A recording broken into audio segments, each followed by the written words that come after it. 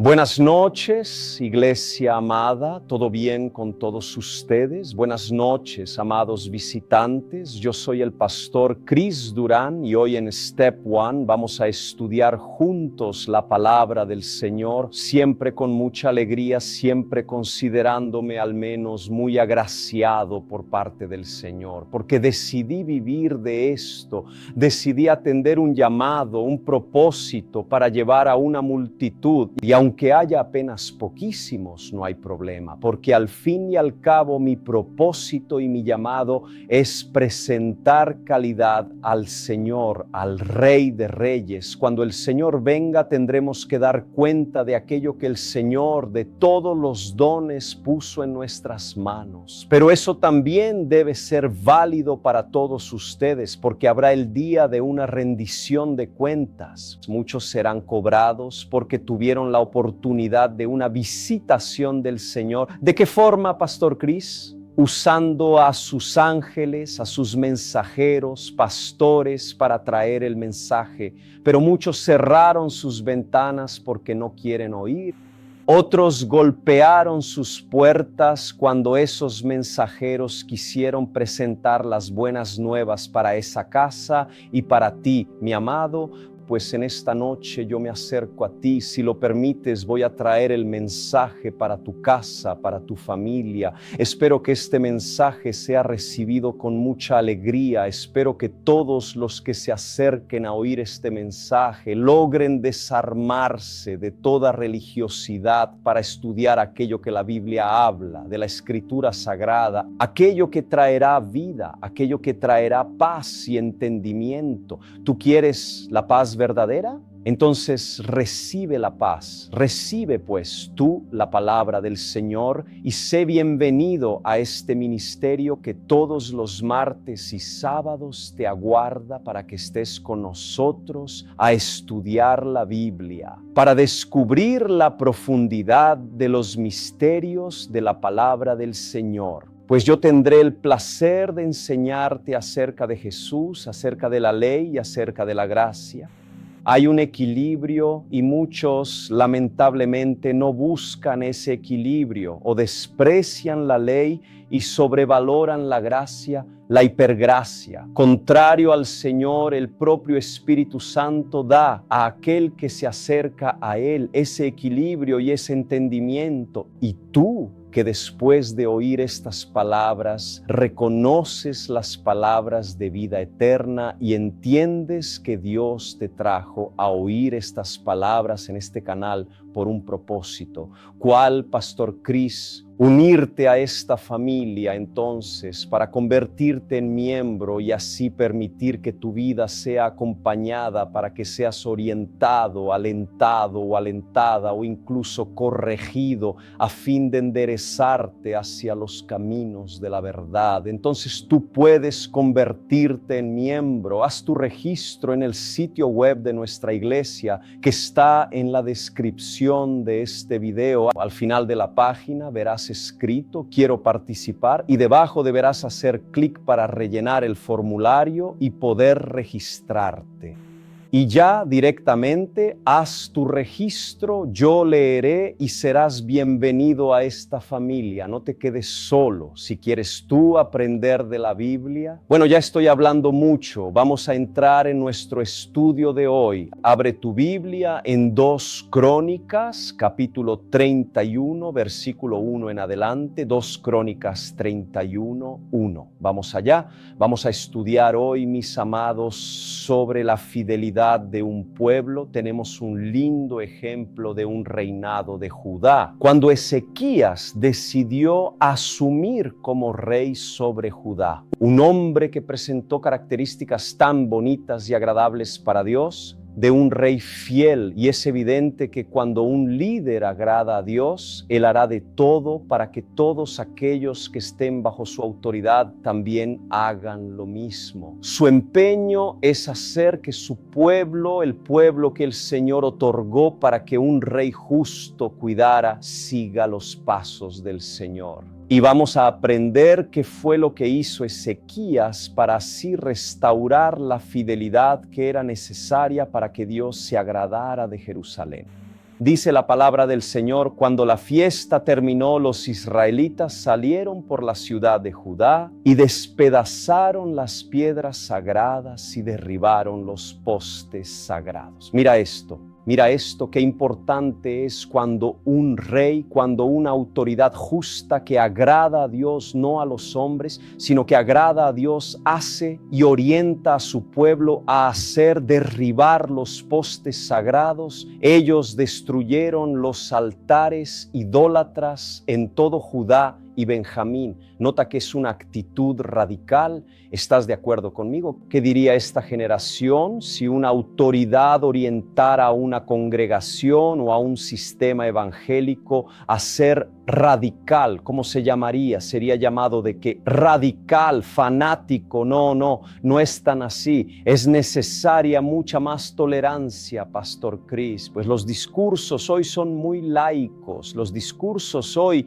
en el sistema evangélico los discursos modernos son ecuménicos, quieren agradar a todos. Pero una iglesia posicionada que tiene como rey a un Ezequías en su posicionamiento es radical. Ellos destruyeron los altares idólatras en todo Judá y Benjamín y Efraín y Manasés. Después de destruirlo todo, volvieron para su ciudad, cada uno para su propia ciudad. Bueno, vamos allá, presta atención, porque es fundamental entender el mando de un liderazgo, el decreto de un rey, el decreto de una autoridad, siempre traerá consecuencias de bendición cuando esa autoridad es un Ezequías.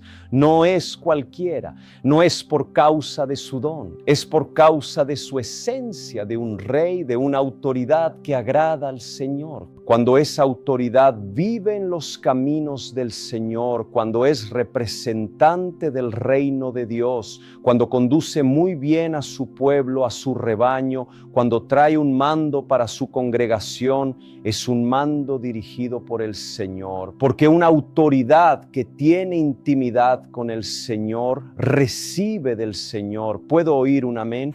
Gloria a Dios. Aquellos que son fieles, aquellos que son verdaderamente discípulos, aquellos que están verdaderamente comprometidos, ciertamente abrazarán la causa del rey, abrazarán la causa de su pastor, de su liderazgo. Ellos defenderán con uñas y dientes a su congregación, a su iglesia, defenderán el propósito y defenderán con todas sus fuerzas la alianza establecida. Si es necesario, se levantarán hombres valientes para la batalla, mujeres guerreras para la intercesión, jóvenes fuertes, jóvenes valientes para la lucha y niños y adolescentes adoradores del Señor. Una iglesia unida es una iglesia fuerte, un pueblo unido es un pueblo fuerte, los mismos ideales, los mismos pensamientos y los mismos propósitos. Esto es aquello que el Espíritu Santo está ministrando a mi espíritu para hacerte entender que es necesario que caminemos en el mismo propósito. Vivir una vida con propósito, mis amados, requiere esfuerzo, requiere dedicación, requiere disciplina y también sumisión.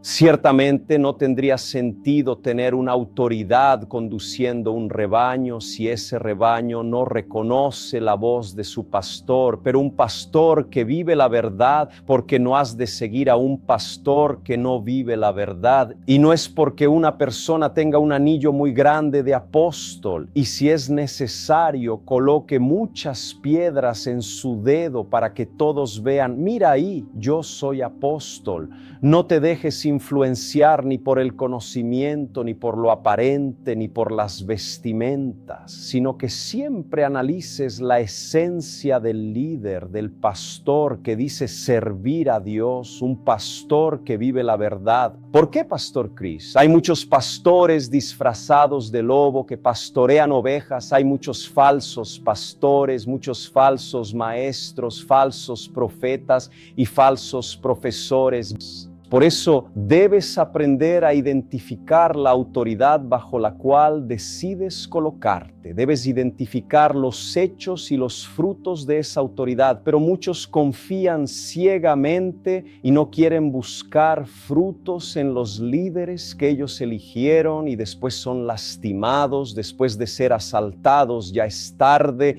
lloran y dicen todos son iguales y nunca siquiera buscan agua para el desierto, mueren espiritualmente porque piensan exactamente eso que Satanás incluso quiso hacerles pensar, que todos son iguales. Pero yo quiero decirte en esta noche que más de 7,000 no se postraron ante Baal. Hay personas sinceras, hay personas que defienden los principios de una iglesia como se vivía en los inicios. Mira, mis amados, lo que los israelitas decidieron hacer para restaurar la fidelidad. Cuando la fiesta terminó, los israelitas salieron por la ciudad de Judá y despedazaron las piedras sagradas y derribaron los postes sagrados.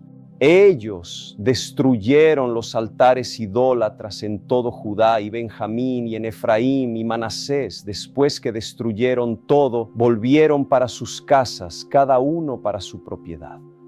Ezequías, mira lo que él hizo. Diseñó y designó a los sacerdotes y a los levitas por turnos, cada uno de acuerdo con sus deberes y orden. A quien no le guste el orden y el mando ciertamente diría, yo no quiero su autoridad. Entonces no forma parte de la iglesia, pero morirás porque la iglesia tiene un propósito de unirse para servir al Señor de acuerdo con sus deberes, para presentar holocaustos y sacrificios de comunión, ministrar, dar gracias y cantar alabanzas juntos a las puertas de la habitación del Señor. El rey contribuía con sus bienes personales para los holocaustos de la mañana y de la tarde, y para los holocaustos de los sábados, de las lunas nuevas y de las fiestas fijas, conforme a lo que está escrito en la ley del Señor. Él ordenó al pueblo de Jerusalén que diera a los sacerdotes y a los levitas la porción que les era debida, a fin de que pudiesen dedicarse a la ley del Señor. ¡Wow! Nunca oíste que un trabajador es digno de su salario. ¿Por qué digo esto? Porque la Biblia habla que Ezequías se empeñó en hacer que los que servían en el templo no tuvieran que preocuparse por las cosas del mundo, sino que el templo debería responsabilizarse en saciar la sed, el hambre y las necesidades de cada sacerdote. Y eso no estaba siendo puesto en práctica antes de Ezequías. Él quiso restaurar aquello que incluso se orientaba a hacer. En otras palabras, a un sacerdote que sirve al Señor, al templo del Señor, no puede faltarle nada. La Biblia nos enseña acerca de eso. ¿No has oído, mi amado, que el obrero es digno de honra? ¿No oíste hablar que un obrero, un pastor, un ministro de alabanza, un predicador, un profeta del Señor, un sacerdote o un levita del Señor es digno de doble honra? ¿Por qué el Espíritu Santo nos enseña hoy por medio de esta lectura acerca de eso? Porque muchos que me están viendo van a tener que ser enseñados. Muchos tienen dudas porque están traumatizados por culpa de ladrones, mentirosos, avaros y manipuladores que los saquearon. Pero yo te digo, encuentra el equilibrio, confía en la Biblia, confía en las Escrituras, en aquello que el Señor nos está enseñando. Ahora, ¿cómo se bendice a un sacerdote? ¿De qué forma y qué finalidades tienen tus diezmos y tus ofrendas? Porque muchos cuestionan y no está mal. Pues sí, deben saberlo. ¿Será que todo se alinea con la palabra del Señor? ¿Será que puedo confiar en que hay una responsabilidad, un cuidado con aquello que estoy haciendo y presentando en la casa del Señor que cuida de mí? Los diezmos y las ofertas no serían para bendecir la casa del Señor, la casa de Israel, a aquellos que traen la palabra, que se dedican de día y de noche al cuidado del templo. ¿No deberían estos estar con la cabeza tranquila para servir al templo? Pues aquí esta iglesia cumple con esta palabra establecida para esta iglesia, para nuestra iglesia, hombres dedicados al templo del Señor. Sabes, mis amados, quien me conoce muy bien sabe que yo no soy muy a favor, no me gusta hablar de mí, no me siento bien, pero el Señor que habita dentro de mí y que habla conmigo audiblemente me dio una orden: habla de ti. Entonces, heme aquí, Señor. El Señor me encargó en esta noche que hable también de los sacerdotes de esta iglesia, empezando por mí. Bueno, todos los días, mis amados, yo estoy a disposición del reino. Tengo el placer de oír los mensajes de Dios, transcribir las palabras que recibo por parte de Dios, poner el mensaje en el resumen y prepararme para alimentar a la novia. Tengo placer, y los que me rodean podrían testificar de eso. Tengo el placer de llevar el mensaje para la novia del Señor todos los días de mi vida.